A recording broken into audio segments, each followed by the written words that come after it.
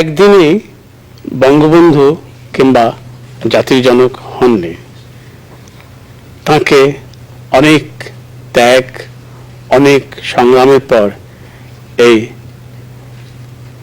ইতিহাসের এই আশ্চর্য অসমটি তাকে গ্রহণ করতে হয়েছিল।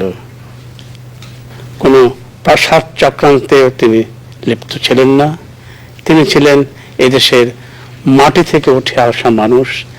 তিনি মাঠে প্রান্তরে ঘুরে বেরিয়েছেন, সাধারণ মানুষের সঙ্গে মিশেছেন। মৃত্তিকা থেকে তিনি এসেছেন এবং মৃত্তিকার বুক চিরে যারা ফসল ফলায় তাদের সঙ্গে তিনি মিশেছেন, যারা কারখানায় মেশিন চালায় তাদের সঙ্গে তিনি মিশেছেন, ছাত্রদের সঙ্গে মিশেছেন, পেশাজীবীদের সঙ্গে মিশেছেন।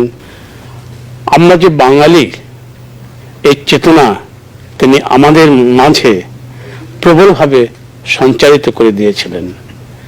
সেজন্যে তিনি একজন বিপ্লবী যুবনেতা থেকে শেষ পর্যন্ত আমাদের বঙ্গবন্ধু এবং জাতির জনক হতে পেরেছিলেন।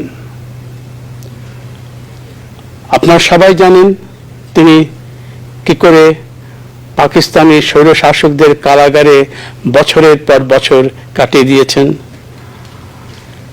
এবং তাকে কারাগার থেকে মুক্ত করে এনেছে এদেশের সাধারণ মানুষ। ফাঁসির মঞ্চ থেকে তিনি ফিরে এসেছেন জনসাধারণের ভালোবাসা এবং সংগ্রামের ফলে।